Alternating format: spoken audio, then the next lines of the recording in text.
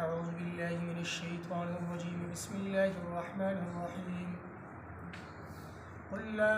أملك لنفسي نفعا ولا ضرا إلا ما شاء الله ولو كنت أعلم الغيب لاستكثرت من الخير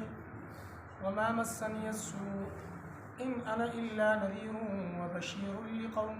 يؤمنون. دین مخی آیات مبارکه کې د منکرین قیامت ته یو اعتراض په مختلفو طریقو سره جواب ذکر شو. د بعضی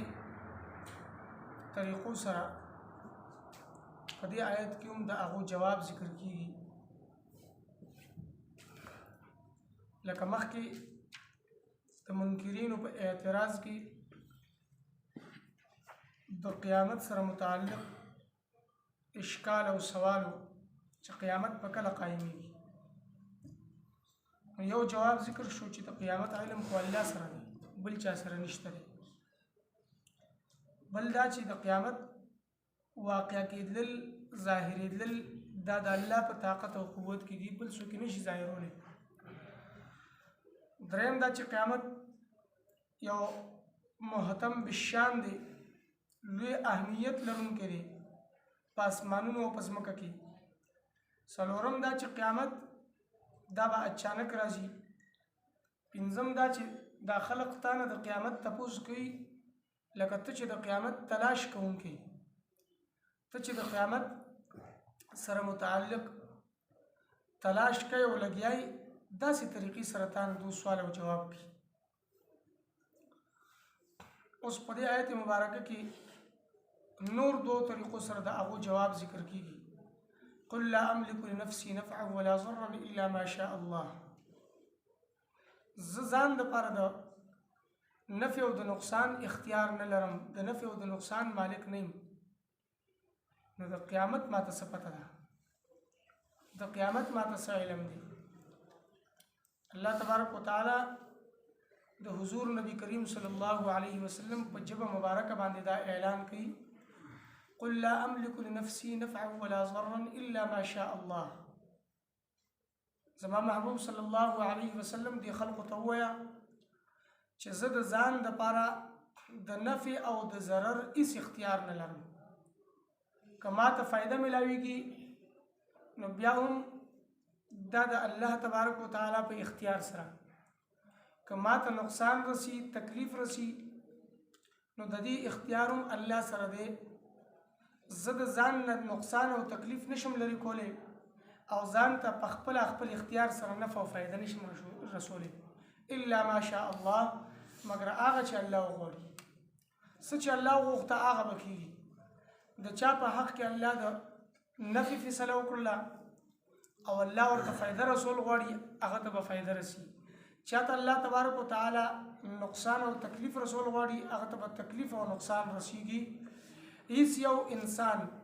کاغه نبی دی او که غیر نبی دی، کاغه مسلمان دی او کاغه کافر دی، کاغه ولی دی او که غیر ولی دی، که انسان دی او که پیری دی او که فرشته ده، ځان ته د نفع او د نقصان رسول اختیار نه لري. دا اختیار دو سره نشته دی. ولو كنت اعلم الغیب، دا دویمه طریقه ده. که چېرته زه په غیب باندې پوهېدونکی وی، لاستکثرت من الخیر، نو ما به ځان له ډېر خیر جمع کړی و، ډېر د فایدې څیزونه به مې ځان له جمع کړي و. ځان نه د علم غیب نفي کوي حضور صلی الله علیه وسلم چې دا قیامت چې دی د دې علم صرف الله سره دی. دا علم الله پټ ساتل دی، او کوم سیز چې پټ وي هغې ته غیب ویلی کېږي. نو زه په غیب باندې پوهېدونکی نه یم، د قیامت علم ما سره نشته دی. او غیب څه ته ویلی کېږي چې هغه د انسان نه پټ وي. د الله په حق کې څه شی پټ نشته دی، څه غیب نشته دی. د انسان په حق کې غیب دی، چې د انسان نه یو څیز پټ دی هغه غیب دی. یا هغه څیزونه چې لا وجود ته نه دي راغلي هغه غیب دی. او په غیب باندې علم لرونکي صرف د الله ذات دی، بل هیڅ یو داسې نشته دی څوک چې هغه په غیب باندې پوهېږي او د غیب علم ورسره. که زه په غیب باندې پوهېدی او د رواني زماني ماته علم وې او د رواني زماني حالات ماته معلوم وې نو خامخا ما به ډېر لوی خیر جمع کړی و د ځان دپاره چې ماته نقصان رسي تکلیف رسي نو د هغې دپاره به ما مخکې نه تیاری کړی حضور صلی الله علیه وسلم په میدان احد کې دی جنگ احد کې مخ مبارک زخمی کیږي غاښونه ماتیږي او مخ مبارک نه وینه بهیږي نو که د حضور په علم کې وی نو د هغې دپاره به مخکې نه انتظامات کړي یا په سنچي هجري کې حضور صلی الله علیه وسلم 1400 صحابو سره د عمرې دپاره راغی مدینې نه مکې ته او په لاره کې د حدیبیه په مقام باندې کافرو منې کړل چې مکې ته د راتلو اجازت نشته دی هلته نه حضور صلی الله علیه وسلم واپس کیږي احرام کلاوي او ځان سره کومه هدیه او ساوري راویستي دي هغه هلته ذبح کړل احرام کلاو کو واپس کیږي نو حضور صلی الله علیه وسلم ته پته وي چې مخې ته به داسې کیږي د حدیبیه په مقام باندې به مونږ پاتې کیږو عمره زمونږ نه پوره کیږي مونږ به دم ورکو بیا به واپس کیږو او کال له به بیا قضا عمره ادا کړو نو حضور صلی الله علیه وسلم به بیا ولې راته داسې یا لکه یو ځل یو کس راغی د قراو مطالبه وکړه چې موږ سره قاریان ولیږه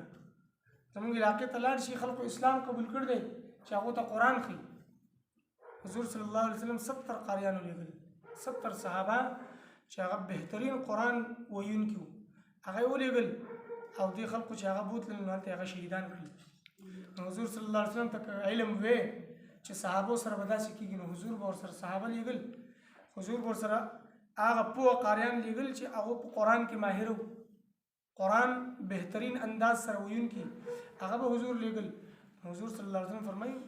ولو كنت اعلم الغیب لاستكثرت من الخير که زه چېرته په غیب باندې پوهېدللی نو ما به